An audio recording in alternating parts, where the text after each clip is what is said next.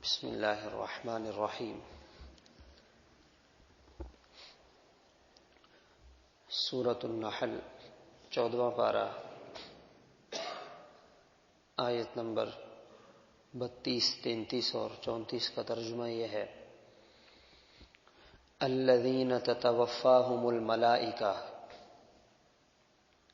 وہ متقی لوگ جن کی روح فرشتے قبض کرتے ہیں، طیبین، اس حال میں کہ وہ پاک ہوتے ہیں، یقولون، اور فرشتے یوں کہتے ہیں، سلام علیکم، تم پر سلام ہو، ادخلوا الجنۃ بما کنتم تعملون، تم وہ اعمال جو دنیا میں کیا کرتے تھے ان کی برکت سے جنت میں داخل ہو جاؤ۔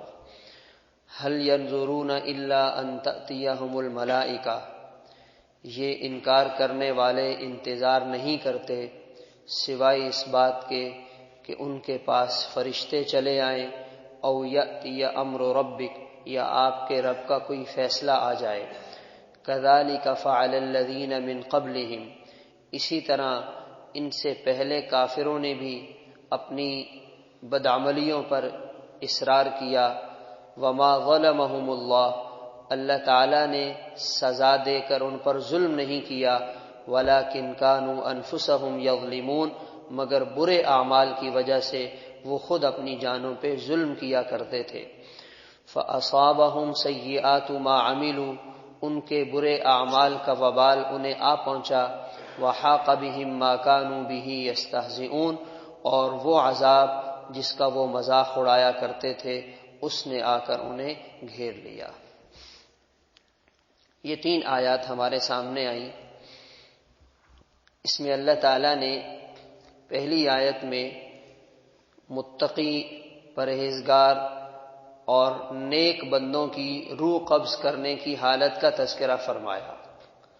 فرشتے آتے ہیں، فرشتوں کی پوری جماعت آتی ہے اور وہ آ کر ان کی روح قبض کرتی ہے۔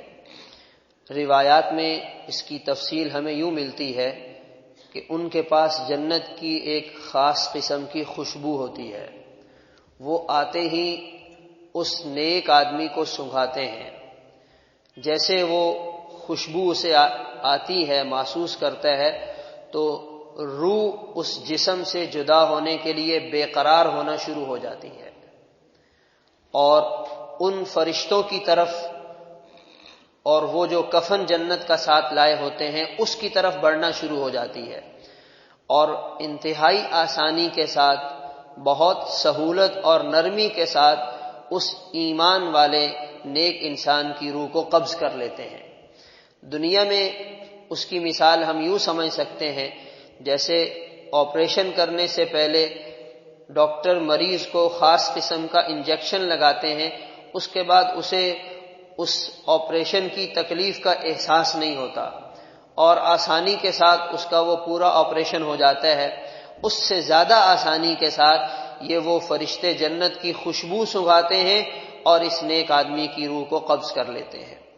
اور طیبین، یہ جو دنیا سے جانے والے لوگ ہیں، یہ پاکیزہ روح والے انسان، پاکیزہ، کفر سے پاک ہیں، شرک سے پاک ہیں، گناہوں کی گندگی اور آلودگی سے پاک زندگی گزارنے والے ہیں۔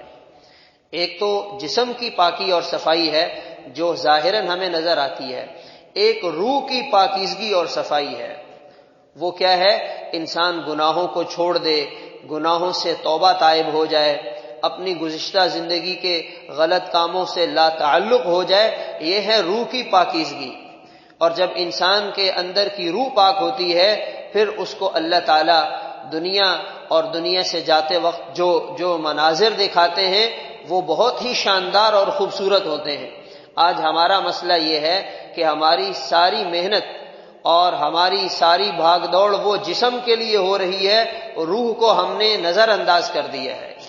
اگر ہمارا جسم 19-20 کا بھی فرق آ جائے، سامنے والا کہتا ہے آپ کمزور نظر آ رہے ہیں، آپ بیمار تھے، کیا ہوا؟ اور ہماری روح کتنے دنوں سے پیاسی ہے، بھوکی ہے، کمزور ہے، بیمار چل رہی ہے، اس کا نہ مریض کو احساس ہے نہ سامنے والے کو پتہ چلتا ہے۔ تو یہ اپنے اندر کی پاکیزگی پیدا کرنا یہ بہت ضروری ہے۔ اور فرشتے انہیں کہتے ہیں سلام علیکم، تم پر سلام ہو۔ انسان جب دنیا میں آتا ہے تو جب دنیا میں آنکھ کھولتا ہے تو یہ دنیا میں آنے والا انسان رو رہا ہوتا ہے اور اس کے گھر والے اس کے آنے پر خوشی منا رہے ہوتے ہیں۔ یہ دنیا میں آنے کا منظر ہے۔ کتنا ہی اچھا ہو کہ یہ انسان اپنی زندگی ایسے خوبصورت انداز میں گزارے کہ جب یہ دنیا سے جائے تو مسکرا رہا ہو، گھر والے رو رہے ہوں۔ فرشتے جب آ کر اسے خوشخبری سنائیں اور یہ فرشتوں کی آمد کا منظر دیکھے تو یہ خوش ہو رہا ہو، یہ خوشی محسوس کر رہا ہو اور فرشتے اسے سلامی پیش کر رہے ہوں، سلام علیکم۔ دوسری جگہ فرمایا سلام علیکم بما صبرتم، تم تو بڑے باہمت انسان تھے، تم پر سلام ہو۔ صبح 8 بجے تیار ہو کر دفتر کے لیے اٹھ کر جانا یہ اتنی بڑی ہمت کا کام نہیں جتنی بڑی ہمت صبح سردی میں ٹھنڈے پانی سے وضو کر کے اپنا بستر چھوڑ کر مسجد میں نماز کے لیے آنا ہے۔ یہ اس کے لیے زیادہ ہمت چاہیے، اس لیے کہ وہاں تو پتہ ہے کہ تنخواہ ملے گی، پیسہ ملے گا، تو آدمی اس سوچ سے بھی اٹھ جاتا ہے، چلا جاتا ہے۔ لیکن یہاں کیا مل رہا ہے؟ نماز پڑھی، آیا اور چلے گئے، کچھ بھی نہیں ملا۔ کوئی ظاہری سامنے کوئی نفع نہیں ہے، مگر اس کے باوجود جو ایمان والا اٹھتا ہے اور اپنی نیند کی قربانی دیتا ہے یہ باہمت ہے۔ ایسے باہمت لوگوں کو فرشتے سلام کریں گے، سلام علیکم، اور اس کی روح ایسے خوشی کے ساتھ جائے گی جیسے ایک بلبل کا پرندہ ہو اور اس کا مالک اس کے پنجرے کے قریب آئے اور اسے آزاد کرنے کے لیے پنجرے کا دروازہ کھولے، کیسے خوشی کے ساتھ وہ اڑتا ہوا اپنے پر ہلاتے ہوئے وہاں پر پنجرے سے نکل کر فضا میں چلا جاتا ہے۔ یہ ایمان والا یوں خوشی کے ساتھ اس دنیا کی فضا سے نکل کر آگے چلا جائے گا۔ سلام علیکم ادخلوا الجنت بما کنتم تعملون، بھائی تم تو جنت میں چلے جاؤ، اللہ تعالیٰ تمہارے میزبان ہیں، تم اللہ کے مہمان ہو، اور جو میزبان اپنی شان کے مطابق انعام اور اکرام فرمائیں گے وہ انسان نے دنیا میں سوچا بھی نہیں ہے۔ بس یہ ہے کہ تھوڑی سی پابندی ضرور ہے، اپنی کچھ خواہشات کو قربان ضرور کرنا پڑتا ہے، اپنی کچھ چیزوں کو دنیا میں ضرور چھوڑنا پڑتا ہے، وہ اس لیے تاکہ اللہ تعالیٰ راضی ہو جائے، اللہ تعالیٰ کی رحمت متوجہ ہو جائے۔ ادخلوا الجنت بما کنتم تعملون، تم اپنے اعمال کی برکت سے جنت میں جاؤ۔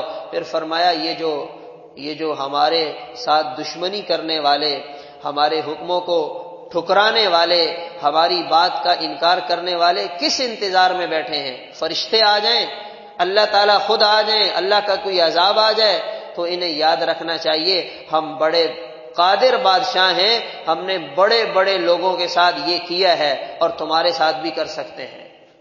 كذلك فعل الذين من قبلهم وما ظلمهم الله ولكن كانوا انفسهم يظلمون۔ اللہ تعالیٰ کسی پر ظلم نہیں کرتے، مخلوق اور یہ انسان اپنی جانوں پہ خود ظلم کرتے ہیں، اور پھر جب اللہ کی طرف سے عذاب آ جاتا ہے پھر اللہ کے عذاب اور اللہ کی پکڑ سے کوئی بچ بھی نہیں سکتا۔ تو اس لیے اگر ہم یہ چاہتے ہیں، چاہے وہ پاکستان میں رہنے والے ہوں، چاہے وہ امریکہ میں رہنے والے ہوں، چاہے وہ افریقہ کے رہنے والے ہوں، ان کے حالات بہتر ہوں، انہیں اللہ تعالیٰ کے ساتھ صلح کرنی پڑے گی، اللہ تعالیٰ سے معافی مانگنی پڑے گی۔ جب تک اللہ تعالیٰ کے ساتھ تعلق اور معاملہ صاف نہیں کریں گے اس وقت تک یہ حالات ایسے ہی چلتے رہیں گے، کبھی ایک آئے گا، کبھی دوسرا آئے گا، کبھی تیسرا آئے گا، نام بدلیں گے، پارٹیاں بدلیں گے، نعرے بدلیں گے، جھنڈے بدلیں گے، نتیجہ کچھ بھی نہیں نکلے گا، انسان وہی کا وہی کھڑا رہے گا۔ اور اگر انسان اپنی بھلائی اور کامیابی چاہتا ہے تو اللہ کا پاک کلام ہمیں یہ بتا رہا ہے ہماری طرف رجوع کر لو، دیکھو ہم کیسے اچھے لوگوں کو اوپر لائیں گے، تمہارے حالات کو کیسے بدلیں گے، زمین سے اپنی برکتوں اور خزانوں کو کیسے نکالیں گے، تم اپنی آنکھوں سے دیکھ لو گے۔ اللہ تعالیٰ عمل کرنے کی توفیق عطا فرمائے۔